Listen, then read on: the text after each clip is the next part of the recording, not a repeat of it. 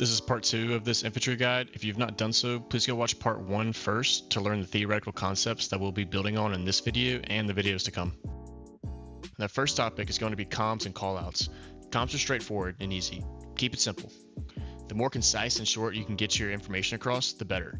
Just use the 3 Ds: description, direction, and distance. Now, are you using those callouts correctly? Whenever you hear callouts for enemy players, are you reacting to them properly? Are you calling out the enemy kit as well? If you see a squad leader and one other person running away out in the distance, what does that mean? They could possibly try and get a rally up. Or is it enemy AT? Do you know the difference in appearance between lat and hat? And if you don't, you should learn them right now. If you see a hat running towards friendly armor, that is a critical call out that needs to be made. If you see a lat, it is still important, but does not have the same urgency as if it was a hat because of the hat's immediate kill potential. The biggest 2 kits that you need to be able to recognize the fly are squad leaders, which are identifiable by the antennas coming out of their backpacks, and AT, specifically hats. Squad leaders pose the threat for that possible rally, and obviously AT for VIX. The next thing is calling out your kills. Done so simply by saying -1 or -2. Call out where you kill them, as in -1 on the red house, -2 by the hay bales. Doing this allows your squad to keep track of the firefight. Usually in pubs, you're fighting against another full squad in the lane you're playing in. So assuming it is a full 9-man squad, calling out your kills helps you A, keep track of how many enemies are still alive, and B, helps you and your squad know when to get aggressive or if they need to be passive and anchor. If a teammate calls out -3 on the blue 2-story building, then that tells you that you can push that building and take that ground, because most likely there are not 4 people of that one enemy squad sitting in one house. And if there is, that's just GG and you're unlucky. This flows directly into momentum. We're going to focus on the momentum of a lane and not the overall momentum of the game. And to put it briefly, momentum is pretty much who has control over the lane at a given period of time and is able to push and move more freely. If it is a lane that is a 6v6 and say blue 4 side kills 2 ot 4, then blue 4 has a momentum and now has a 6v4. It should be using that momentum properly by abusing their numbers advantage to gain ground or pick up down teammates or try and maneuver on a flank. This also ties to calling your kills. You never know how many enemies are down unless your squad is calling their kills. The more enemies you kill, the more momentum swings in your favor. I would also like to point out the difference in momentum swings when it is a HAB v HAB versus rally v rally. So here we have a HAB versus HAB scenario, and say blue 4 is to kill 2 guys here, leaving ot 4 in a 3v5. As soon as these 2 guys from ot 4 are downed, their spawn timer immediately starts as soon as they're downed, and they have about 40 to 50 seconds to respawn, right? So the blue 4 guys know that they have 40 seconds-ish before those enemies respawn and are able to reset. So that in total is about a minute to a minute and a half before those 2 guys are back into the fight, if we're excluding medic pickups here. And those guys, when they respawn, are not together as they would be on a rally, so they will reset individually. And sometimes you'll hear this as trickling, and something you want to avoid is respawning and just running in one by one and dying. You want to be playing with your squad. So if I was to replace those HABs with rally points, the difference is if blue 4 was to wipe 2 guys, they would be respawning together because the rally point is on a constant refresh wave that respawns everybody all at once. And so whenever you are killing people and you're seeing them resetting, try and notice, are they resetting together? As in, when you're noticing people running from an area that you think they're spawning in, is there 2, 3, 4 people running at one time? Or is it a one comes out in 10 seconds, another one comes out 5 seconds after him, another one comes out 15 seconds after him? And that could tell you if it is a rally or a HAB. And it is obviously easier to push a rally than it is a HAB because all you have to do is burn it. And you also know if you're fighting a rally that whenever you kill people, it's going to be on a more congruent spawn timer. So you have more room to work and push, because if they're on a HAB and you kill one guy and you kill another guy 10 seconds later and another guy 15 seconds after that, they're going to be respawning in that order. So they'll be able to fill the gaps in that order instead of you completely kill them and you have to wait, or they have to wait for them to respawn all at once and fill those gaps. I'm going to give you guys a few map things that I would recommend doing. First things first is If you guys are running the icons on your map here, so where you can see if it's a squad leader or this guy's a marksman or this guy's a rifleman, so on and so forth, I do not recommend doing it because you can't see where they're looking at. Where you don't have that toggled, you can see exactly where the person is looking. You're looking to go cover a hole or cover a lane, and you can pick out where people are looking so you know where to go to plug a hole. The next thing I would recommend doing is scaling down your map icons. So by default, it is at 1. And if you notice, everything is a little cluttered here, and you can't actually tell exactly where somebody is sitting. So I usually play on 0.6, and whenever you do that, you get a much clearer picture of the map. It can actually see that, hey, this guy is on the outside of the wall, or hey, this HAB is inside of this building. So it helps you find out more specific spots. It keeps your map a little cleaner, less cluttered, so you can see what's going on. So let's talk about tunnel visioning. Tunnel visioning is just simply whenever you are staring in one area and not being aware of your surroundings. So I want you guys to watch this clip. This is an okay example, but I do tunnel vision here, and I want you guys to pick out where you think that is a point to where I am tunnel visioning.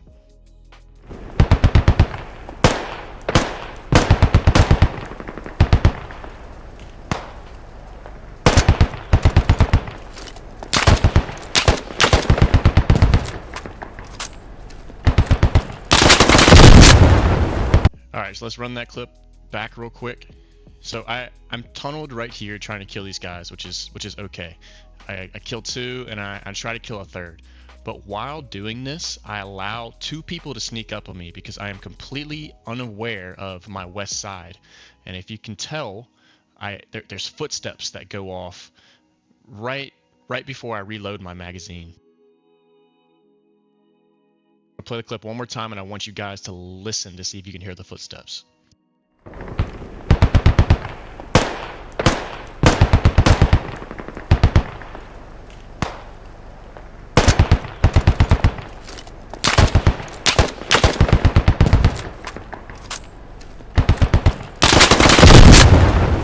Did you hear them? I'm gonna play it one more time and let you guys know when they're happening.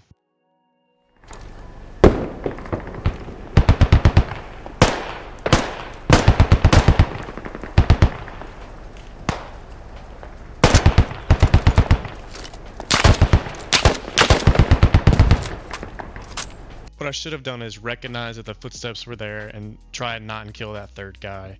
And as soon as I hear those footsteps, run around and hook a right into the inside and wait for them to come up the stairs to kill him. And it was unfortunate that other guy was shooting at me. It is what it is, but sometimes things are out of your control. The takeaway is don't hyper focus on something unless you absolutely need to in order to survive. I know you guys have gotten killed when you're trying to look some way and you just get headshotted from somewhere that you don't even see. That would be an example of tunnel visioning. So just be aware of your surroundings, check your map, know what's going on around you. Now let's talk about the different playstyles of an infantry player. First you have the Chads, who just run around aimlessly, taking every gunfight they possibly can. You never want to be using this playstyle ever, plain and simple. Next is an aggressive playstyle. These are the guys who are getting to the front of the fight before everyone. They're the ones who are pushing the point and trying to find the gaps that the enemies are leaving open in lanes.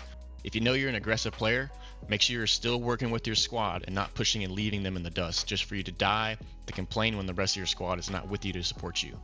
Next are the methodical players. My personal go-to playstyle is a very controlling playstyle.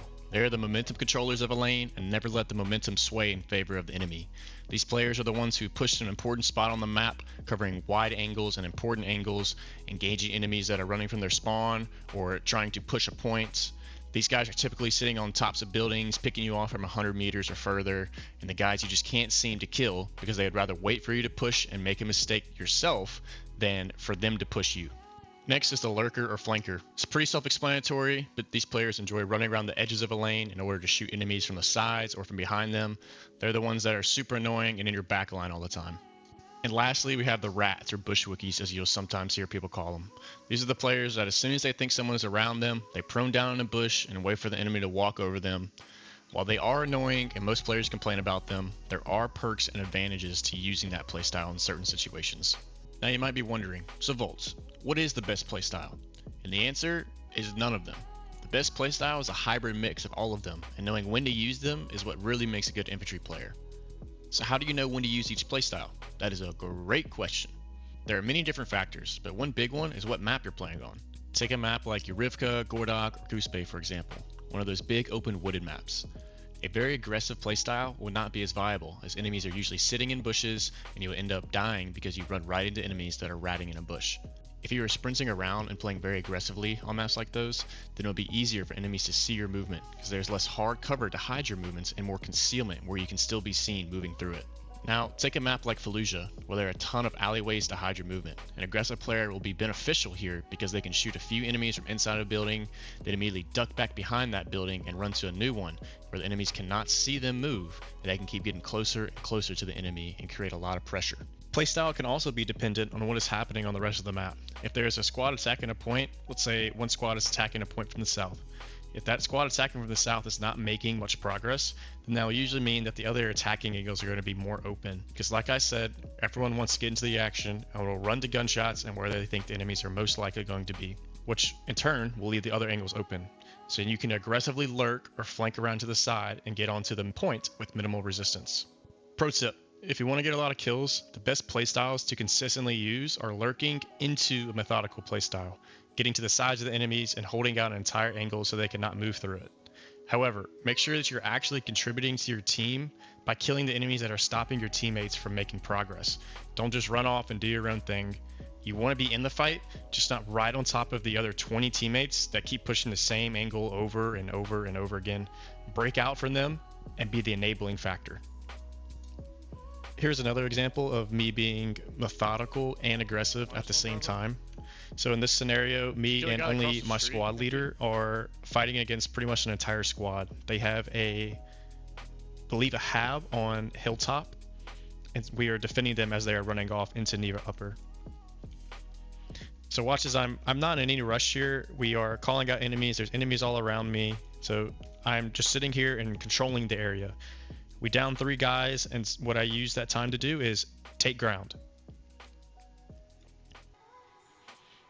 Once I take a little bit of ground, I again stop moving, get my stamina back, see what's going on, see if I can see any movement.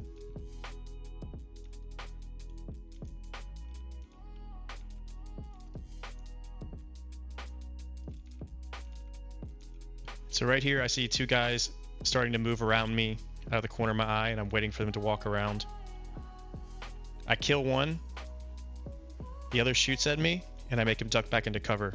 As soon as that happens, I change positions and use the building in a new angle to my advantage.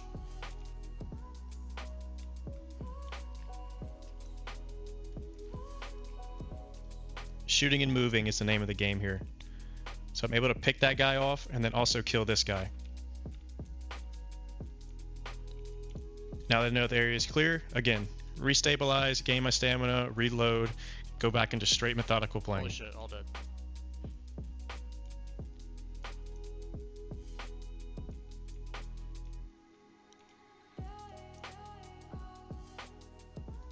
They're spawning in there. I just saw 3 on Bravo. And as I am doing this, me and my squad leader are calling kills, so we know how many people are alive. And it also helps us know of when we can push in.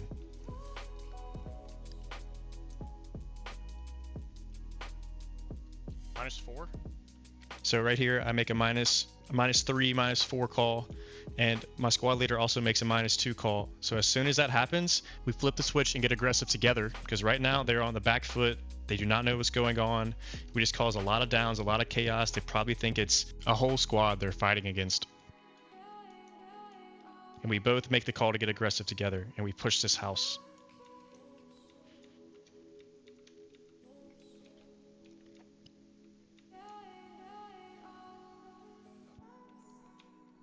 So this is just a great example of being methodical and aggressive and knowing when to push and when to not push. A lot of that plays a factor of calling kills. No, he's not. Since my squad leader was able to call his kills out successfully, I would know when in front of me is clear or not, and when I can move up and take more ground. Another concept I want to talk about is anchoring. Anchoring is simply if you are blue 4 here and your entire squad gets wiped and you are the last person alive, your job then becomes to be the anchor of that lane.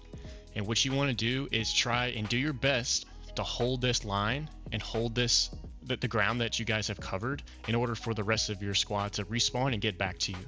It is a very high skill level play to notice that you are the last man in your lane and you need to anchor. It requires a lot of awareness to be able to recognize that on the fly and swap your playstyle to ratting in order to prevent the enemies from pushing through your lane. The last concept I want to cover in this video is do not shoot off of your rallies or your HABS. And the reason you don't want to do this is, say you are in green squad here up to the north. You guys got a sneaky good rally and you would obviously want to keep that rally so you can play off of it. The worst thing that you could do is spawn off of this rally, get on top of a building, a roof, or a wall right here, and just start shooting at enemies directly on the rally here. Because what is that going to do? Just like I said before, you start shooting at enemies and they're going to start migrating that way. And what could happen is, obviously, they get in, they burn the rally, and you lose that rally.